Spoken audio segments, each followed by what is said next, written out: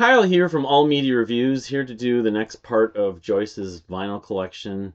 In effect, A to Z, but again, I went through the Monkees collection. It turned out it was 79 records, and now I'll just cover Michael Nesmith. And after this, I think there's a bunch of other specific artists that there's a ton of, but I think I'll let it go and just start from letter A after this. So it's going to be Michael Nesmith. So I can tell you that right now, and this is probably going to be, I'm going to try doing this in one video, 38 records from him, 38 actual discs. Anyway, so she loved Michael Nesmith almost more than the Monkees. I know she split hairs, but she just tell me Michael Nesmith's my favorite. So anyway, so she has a bunch of records, copies like the Monkees of each one of his records, almost every one that were issued on vinyl. Not too many she's missing. So,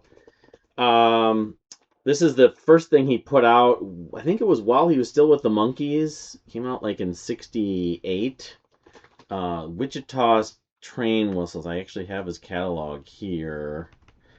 I know he put some music out under Michael Blessing, but the Wichita Train Whistle Sings, rather. So she's got 3 copies of this.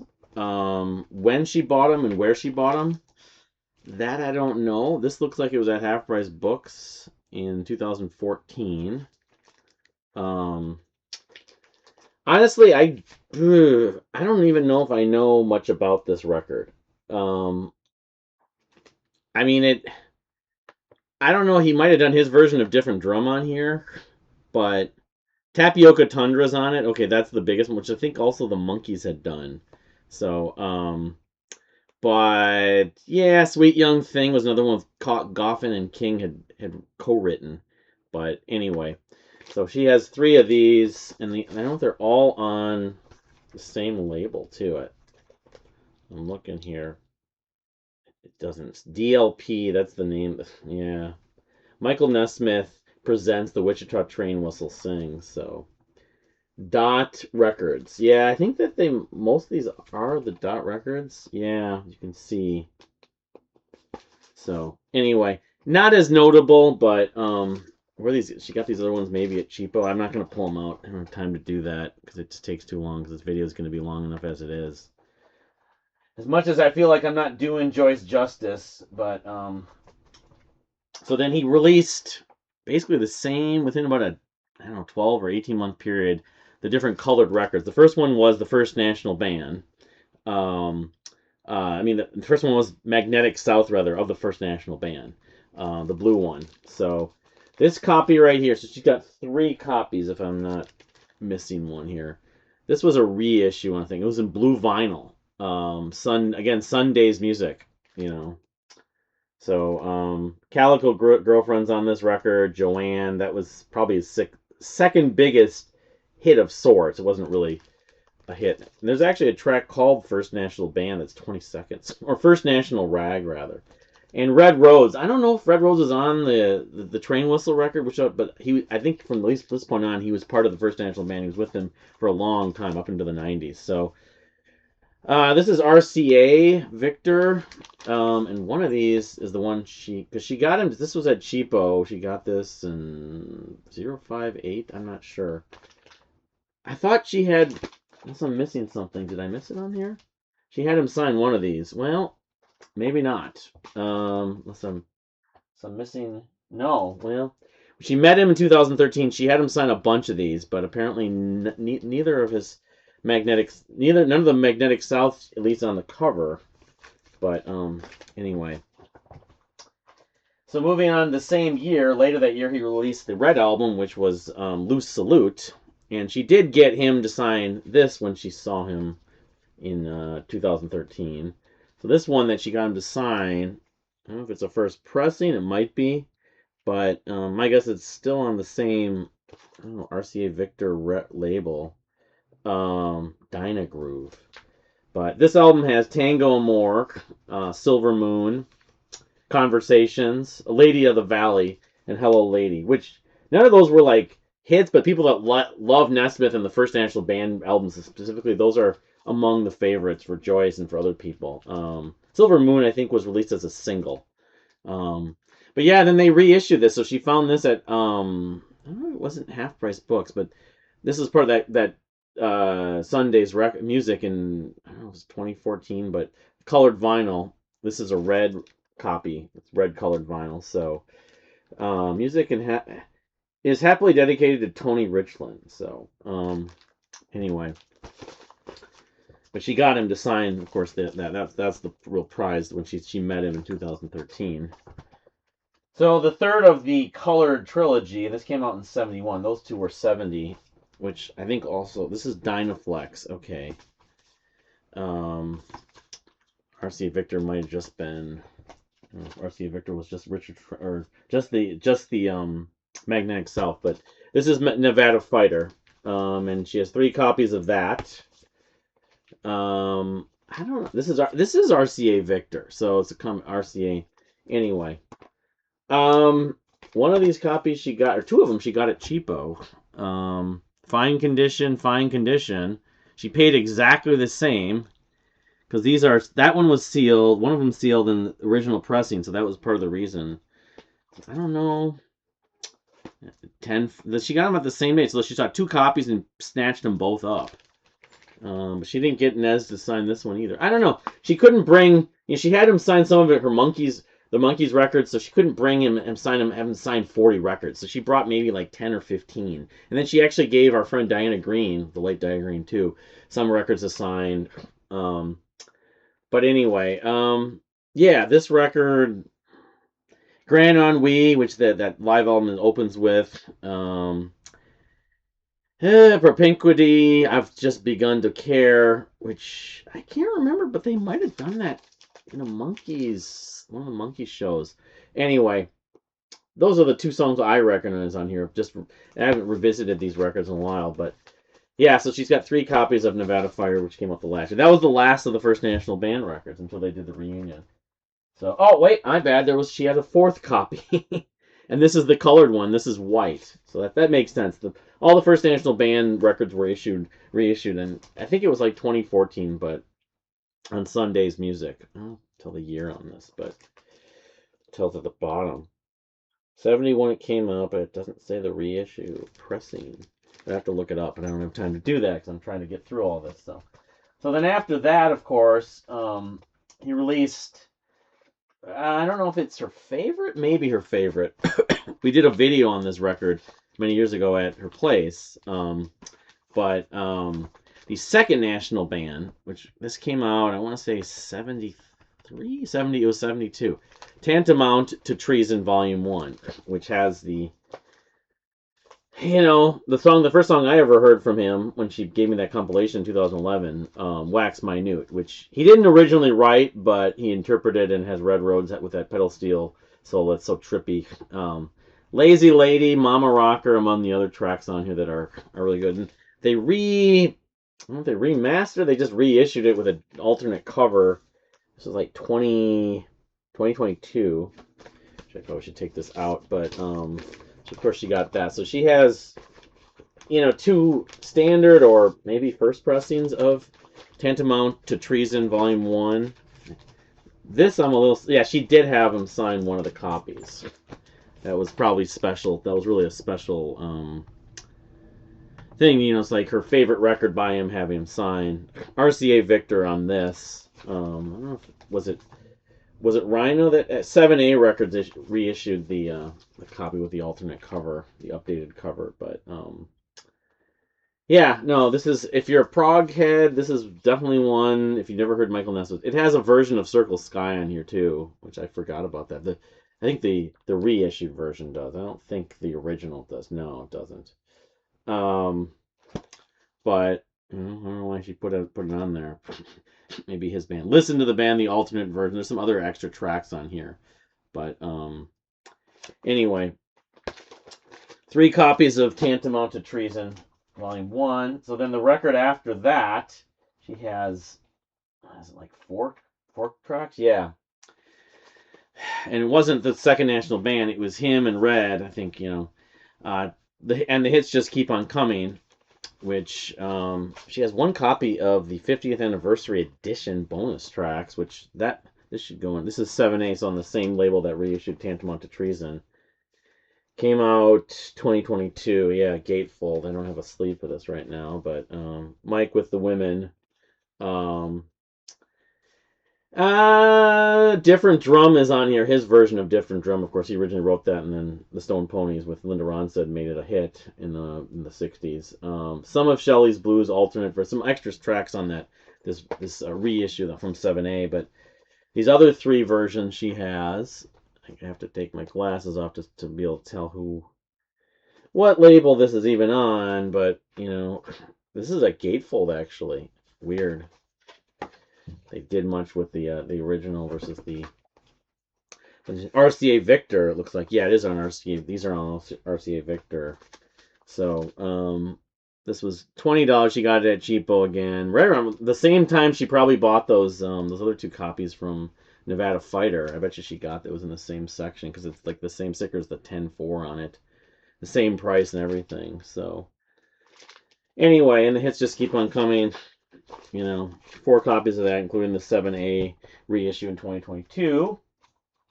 So then the one after that was in 72. 73 he released, and this was, I think at one point it was considered his least favorite. You consider some of the later records he released, you would probably rate it higher, but pretty much your standard ranch stash. Again, I think it might just be him and Red Roads on this, but this is a shorter record. It's almost like an EP. It has Release, some of Shelley's Blues. Yeah, it's only got like 7 tracks. I'll go with this track that's called The Back Porch and a Fruit Jar Full of Iced Tea, which is a 2-part suite. The second part Bill Monroe wrote. So it's like a cover or something. But anyway, this was a reissue. You can see the 50th anniversary of this one was probably 7A also. It's the same year. Did they re-release all these the same year? No, that was 23, so that was the next year.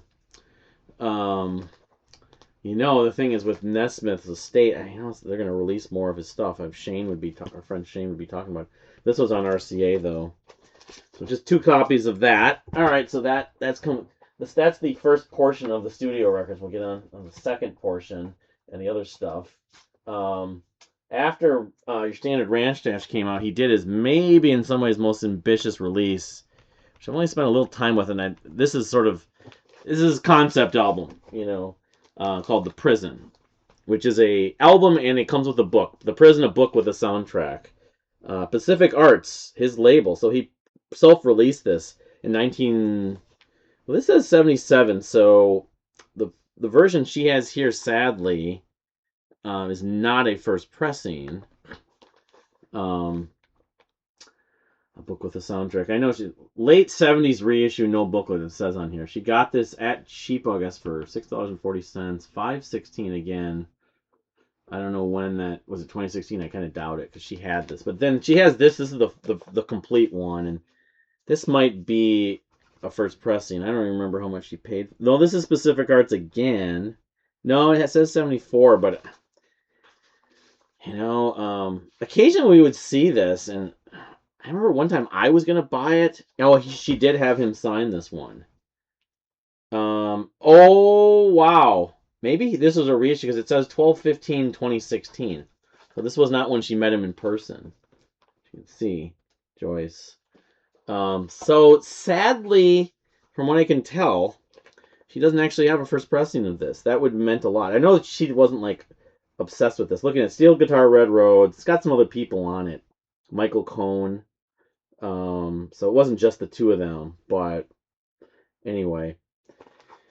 Yeah, the concept album, a big sort of, you're supposed to listen to the album while you read the story. Kind of like The Lamb Went Down Broadway from Genesis, of course.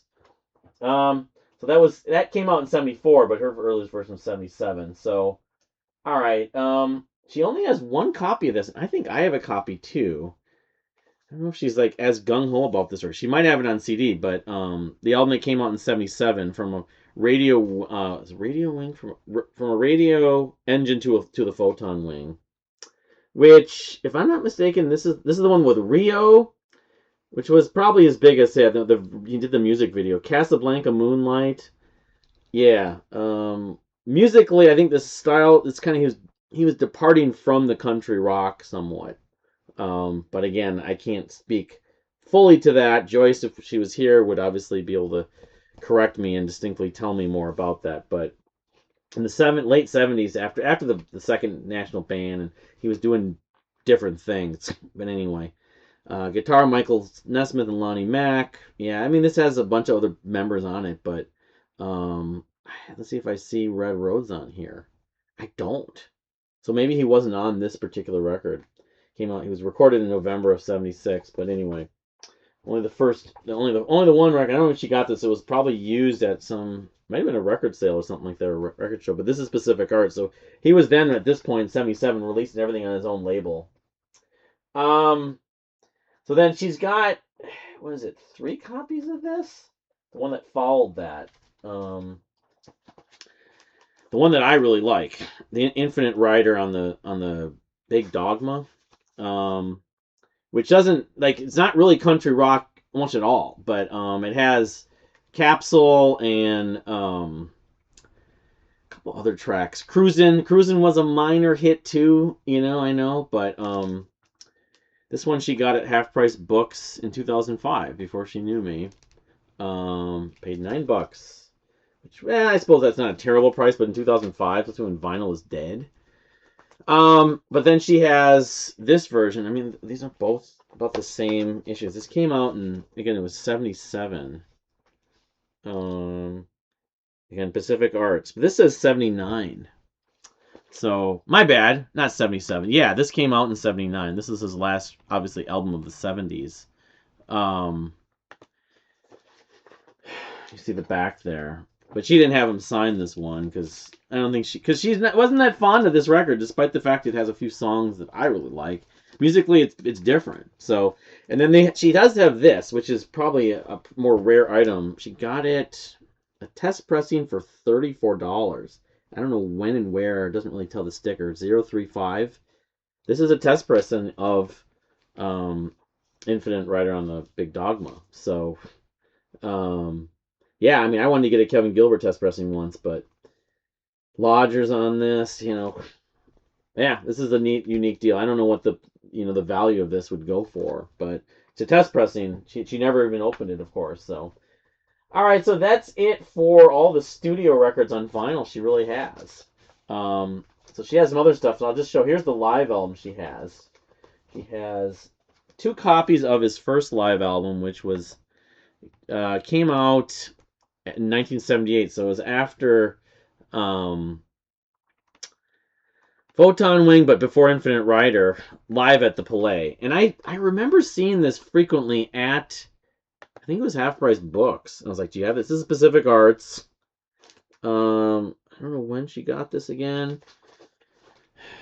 This is cheapo, looks like. A fine for $10. Maybe 2011, 7-Eleven, so it might have been around the time I met her. Contains a single roll with the flow. And then, yeah, she has another copy from Cheapo here for $7.80. 10010. I don't know. But, again, why she bought multiple copies. They're both fine condition. I don't know. This has the little pipe sticker, maybe. But it doesn't have, like, the greatest set list. It does have Joanne, Grand Ennui, Kalika Girlfriend, Propinquity. So it has songs Silver Moon's on it. Doesn't have Wax Minute, of course, but Live at the Palais, which I think might have been in France, mixed in L.A. Photography by Catherine Nesmith. It doesn't have Red Rose live, though, which is kind of noteworthy. But anyway. And then, so she's got this thing, which is at the BBC Paris Theatre. So I don't know where Live at the Palais was actually at. The Wikipedia would probably help me out with that. In Melbourne. Australia. Wow. Interesting. So she has this one. This is live at the BBC Paris Theatre, which came out in 1999. It's on 7A. So yeah, there was a CD, and then and this is a picture disc. So who knows? It doesn't sound very good at all. This is from that same era though. Silver Moon, Joanne, some of Shelley Blues. Because it came out in it came out in 99, but the concert itself was taken from a show sometime in the 70s, because he didn't do anything in the 80s and much of the 90s. He didn't do a lot of live performances, so Yeah, it was recorded November 27th, 1975 at the BBC Paris Theatre in London, actually. Not in Paris and France, but anyway, she never opened it, the picture disc. Um, so then she has two more. One was the one that I was at, the famed one, the first National Band Redux, live at the Troubadour. You heard my friend John's voice on the first on Grand and we really big deal. So this is very significant. I have this on CD too, I think, and she does. Maybe I just have the CD. But anyway, yeah, it's a double album with the return of the first National Band. She did get him to sign this when it came out in 2018. So interesting. That was only like 6 months or 8 months after, because we saw him in January of 18 at the Troubadour, and this came out August 21st. So has the Kristen and Jonathan Nesmith, Cersei Link, Christian Nesmith's partner and everything like that. It was a fantastic show. It was a great document. So despite the fact Joyce had reservations with my friend John having his voice at the very beginning of Grand when so the last one she has, which she had signed also, she must have ordered off of Video Ranch from 7A Records, is this Cosmic Partners, the McCabe's tapes. This is a live album. I don't know, again, when this is from. Might be... Yeah, this has Red Roads actually on it. So, but do we have a... Nez himself wrote a whole thing here, but it doesn't tell the year. Again... 2020 was when it came out, so technically this came out. But this was the last. Actually, came out in 2019. There's no detail about this on Wikipedia other than August 18th, 73. So this is like maybe right after. It wasn't the first National Band, but the second National Band. It has Joanne and Silver Moon, so. But it was officially released, I guess, in 2019. Although this says 2020 on 7A Records. But she got him to sign that one, too. So to wrap this up, hopefully, not too much longer, her compilations and one other piece. She's got two of this compilation. It's known as, just called Compilation, actually. She got one of them here for $13.80 at Cheapo, it looks like. May of 13. So, like, right after we saw him. We saw him in April of 13. And then she got this one. The only thing about this is, look at what this is on. This is on this Pacific Art, so it's his label. Came out, but I have the video where she found it at that antique store, thrift store.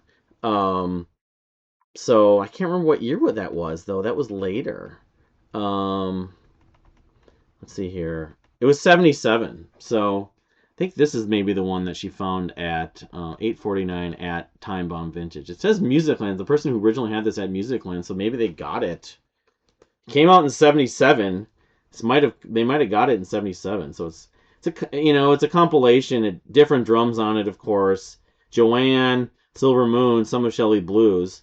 Some of these songs I don't know off the top of my head, though. Propinquity, of course, I do know that, but anyway, I know that this one I think is pretty rare. It's first pressing. I mean, if it were Joyce, she'd want to have every pressing, but especially any of the first pressings. So she doesn't have all of first pressing. So the next compilation she did have is he put out two compilations in late 80s, early 90s, and this is on Awareness Records. This one she has the newer stuff. This was like... I think this is music maybe from Tapeheads or Elephant Parts, maybe. Some of this is not stuff that were on any of those records. Though Rio's on this, Cruisin's on this. Cruisin's from Infinite Rider. But some of these songs I think were from the TV series that he did, or the movie TV series mostly. Yeah, this one's from she got it cheapo. It was just in fair condition. So this made sense. She got this one. It was never even maybe like new condition. Newer, that's the name of it. $9, but I don't know. But they're on Awareness Records, and this came out in 1989. The other one she doesn't have. She never got the older stuff. That may have never been issued on vinyl, because So all right, then she has this compilation which came out. It's called Different Drum: The Lost RCA Victor Recordings. It's probably 7A again. No, this is RCA actually. Came out in 2022. I don't think she got him to sign this one, but it's a double LP. I'm trying to show this. I'm trying to see my camera, but he's wearing the nudie suit, of course.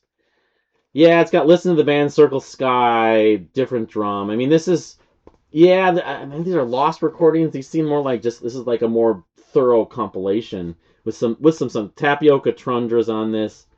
Loose Salute, the radio spot. So there's some extra stuff on this, but I don't know. It's kind of weird, the credits on this, but it came out. There were a bunch of vinyl that came out over the last 6-7 years, and I assume she kept, this is RCA Victor, it was. But, yeah, this came out, I think it listed the original, yeah, 2021, actually, it says on Wikipedia. Sometimes the dates on Wikipedia aren't perfectly accurate. There was a compilation that came out in 2008, which if I do her CDs, I'll be showing that. But the last piece here, though, is she has what is like a Tapeheads soundtrack. Tapeheads was the film that he produced and did some of the music for, apparently. Tapeheads Radio Special. Yeah, that's what it is. It's a radio special. It's like 4 tracks or something like that, produced by Peter Gordon. And I don't know what year this came out, actually. I'm looking here. Ooh, not much. Not getting much. I'd have to look it up. But Thirsty Ear Communications Incorporated. So, I mean, Tapeheads is a thing that came out in the 80s, I think. So, probably sometime mid to late 80s would be my guess. But you have to look on Discogs or something like that. Or, you know, Rate Your Music. Somewhere there'd be information that tells exactly when this was released. You have to know the date of the Tapeheads release. So that's it for her whole Michael Nesmith collection. I intend, hopefully, because I mean, there's George Michael and Wham, which are both massive too, but let's just start going alphabetically now, because there's so much ground to cover and there's so many different artists. Just when we get to the M's for George Michael and the W's for Wham, way at the end of this whole thing, those videos will have to be separate. But anyway, thank you for watching. We'll see you next time.